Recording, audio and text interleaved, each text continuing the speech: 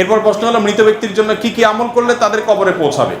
মৃত ব্যক্তির জন্য আমরা যে আমলগুলো করলে তাদের কবরে পৌঁছাবে, তাদের আমলনামা যুক্ত হবে, এর মধ্যে থেকে দোয়া এবং দান এই দুইটার পরে কোনো তেমন দ্বিমত নাই। সমস্ত উলামা একরামে একমত, সবচেয়ে বেশি মৃত ব্যক্তির জন্য উপকার হবে কোন জিনিসটা? দোয়ার চাইতে উপকারী কিছু নাই। এক হাদিসে আসছে নবীজি সাল্লাল্লাহু আলাইহি সাল্লাম বলেছেন, একজন মানুষ মৃত্যুর পর তাকে আল্লাহ রাব্বুল আলামিন জান্নাত দিয়েছেন, জান্নাতি হিসাবে তার মর্যাদা আল্লাহ তাআলা বাড়িয়ে দিয়েছেন, আফার ক্লাসে দিয়ে দিচ্ছেন, প্রমোশন দিয়ে দিচ্ছেন। সে বলে যে আমাকে উপরের ক্লাসে জান্নাত দেওয়া হলো, ব্যাপার কি? মানুষ মরার পরে তো কোনো আমলের সুযোগ নাই, আমি তো কোনো আমল করি না যে আমাকে ক্লাস উন্নতি করে দেওয়া হলো, এটা কেন হলো, মানে এই সুবিধাটা আমি কিভাবে পাইলাম, আমি জানতে চাইবে। তখন আল্লাহ তাআলার তরফ থেকে তাকে বলা হবে, এটা তোমার দুনিয়াতে রেখে যাওয়া সন্তানরা তোমার জন্য যে দোয়া করেছে, সেই দোয়ার কারণে তোমার মর্যাদা বৃদ্ধি করে দেওয়া হয়েছে। তো এই জন্য দোয়া হলো মৃত ব্যক্তিদের জন্য সবচেয়ে বড় করণীয়, মেইন করণীয় দোয়া।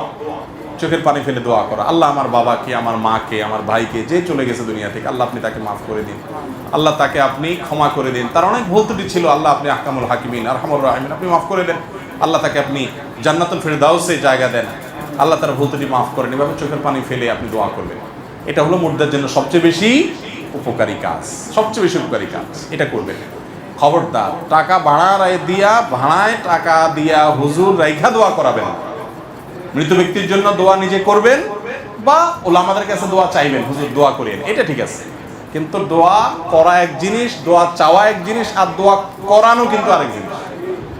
দোয়া করতে পয়সা লাগে না, চাইতেও, কিন্তু করাইতে কি কি লাগে?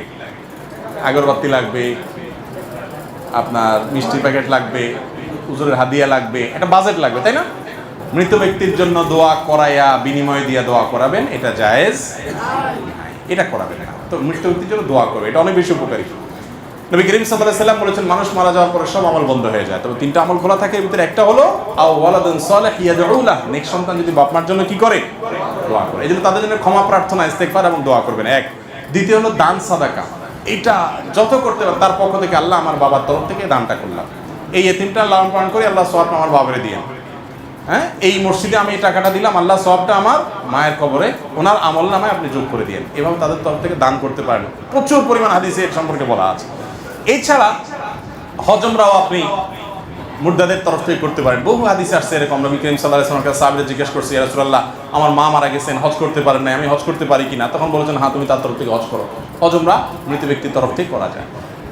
নামাজ এবং রোজা মৃত ব্যক্তির তরফ থেকে করা যায় কিনা, এটা নিয়েও ফুকাহাদের মধ্যে ইখতিলাফ আছে। ইমাম আযম আবু হানিফা রাহিমাহুল্লাহ, ইমাম আহমদ ইবনে হাম্বল রাহিমাহুল্লাহর মত অনুযায়ী নফল নামাজ এবং রোজা এটা মৃত ব্যক্তির তরফ থেকে করা যায়, অর্থাৎ করলাম, এটা সওয়াব আল্লাহ আপনি তাদেরকে দিয়েন। তবে এক্ষেত্রে ইমাম মালিক রহমতুল্লাহ আলাইহি এবং শাফিঈ রহমতুল্লাহ আলাইহির একটা মত অনুযায়ী ওনার মতে এটা করা যায় না। তো নামাজ এবং আপনার রোজা, মুসলিম হাদিসে আসছে যে রোজার ব্যাপারে একজন জিজ্ঞাসা করছে, ইয়া রাসূলুল্লাহ, আমার মা ফরজ রোজা রাখতে পারেন নাই, আমি কি তার পক্ষ থেকে রাখতে পারি? নবী সাল্লাল্লাহু আলাইহি ওয়াসাল্লাম বলছেন, হ্যাঁ, তুমি রেখে দাও অন্য সময়ের মধ্যে আর কি। তাহলে বোঝা গেল যে মৃত ব্যক্তির তরফ থেকে রোজা রাখা যায়, কিন্তু মূল কাজ হবে তার পক্ষ থেকে ইস্তেগফার করা, আর দ্বিতীয় কাজ হবে দান সাদাকা করা।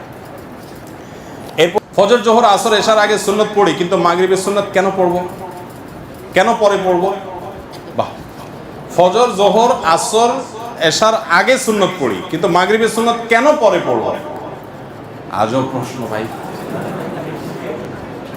আচ্ছা, এ জাতে আরো অনেক প্রশ্ন আছে।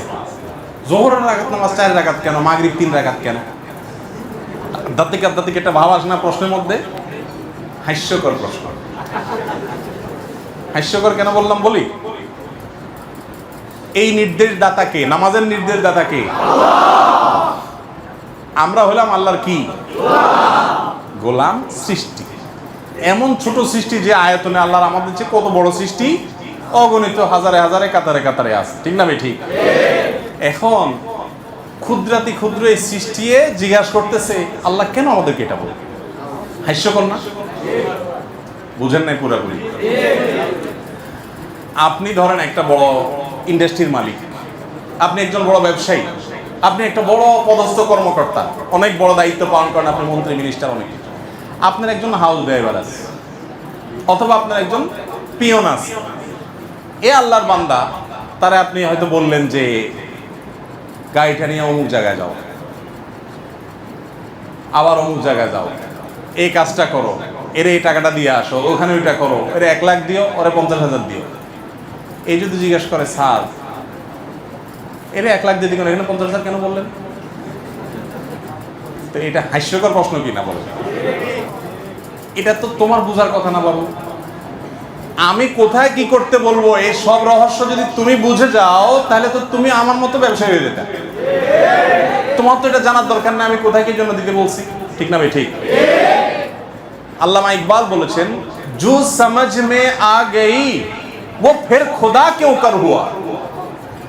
যে আল্লাহর সব কিছুকে আপনি আপনার এই ক্ষুদ্র মস্তিষ্ক দ্বারা রপ্ত করে ফেলেছেন, বুঝে ফেলেছেন, আয়ত্ত করে ফেলেছেন, সব কিছু আপনি ধরে ফেলেছেন, সে আবার আল্লাহ কেমন?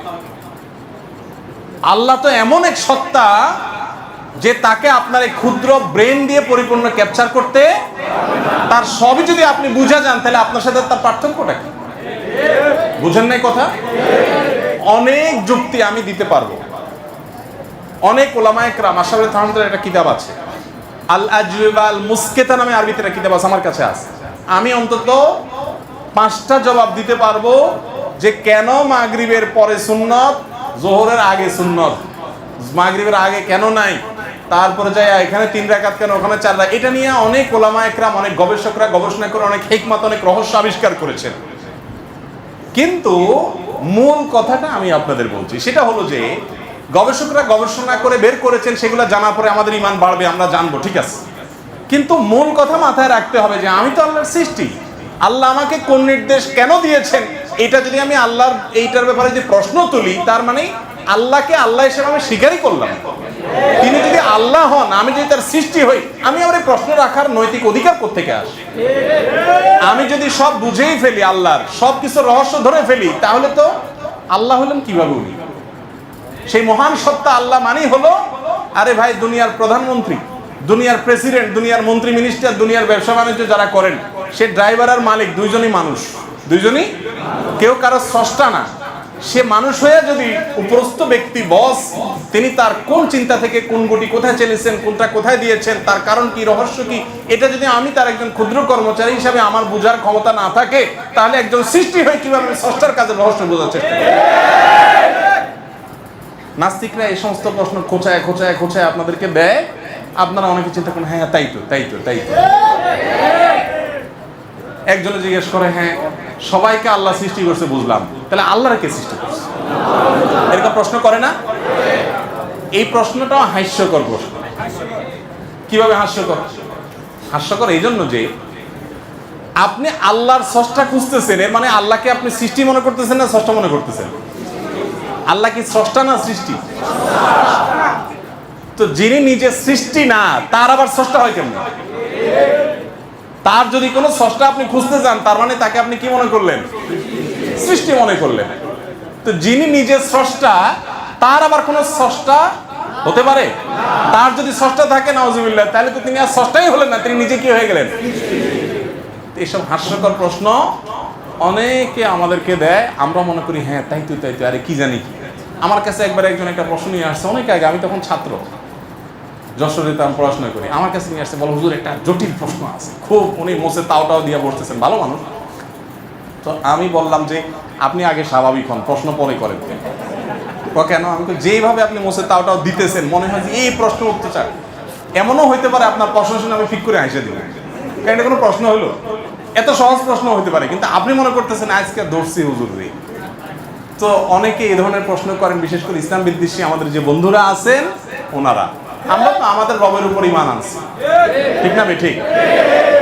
আপনি যদি সব কিছু বুঝে বুঝেই করবেন, আপনার বুঝে না খাটলে করবেন না, তাহলে তো আপনি আল্লাহর প্রতি ঈমানদার না, আপনি আপনার বুঝের ঈমানদার। আপনি গোলাম কি আপনার বুঝেন না আপনার আল্লাহর? আপনি দুনিয়াতে যা বুঝেন তার সব সঠিক, জীবনে বহু কিছু বুঝছেন সঠিক, পরে ভুল হয়েছে, এরকম হয় নাই? তাহলে আপনার বুঝের উপরে কিভাবে আপনি ভরসা করতে পারেন? গোলাম আপনিও, গোলাম আমিও। আমি আহকামুল হাকিমের গোলাম, আপনি আপনার নফসের গোলাম। আপনি আপনার প্রবৃত্তির গোলাম, আমি রব্বুল আলামিনের গোলাম। আপনি আপনার বিবেকের গোলাম, আমি বিবেকের সৃষ্টিকর্তার গোলাম, ঠিক না? ঠিক। অতএব এই সমস্ত হাস্যকর প্রশ্ন শুনে আপনারা খুব সিরিয়াস হয়ে যাবেন। এটা সিরিয়াস হওয়ার কিছু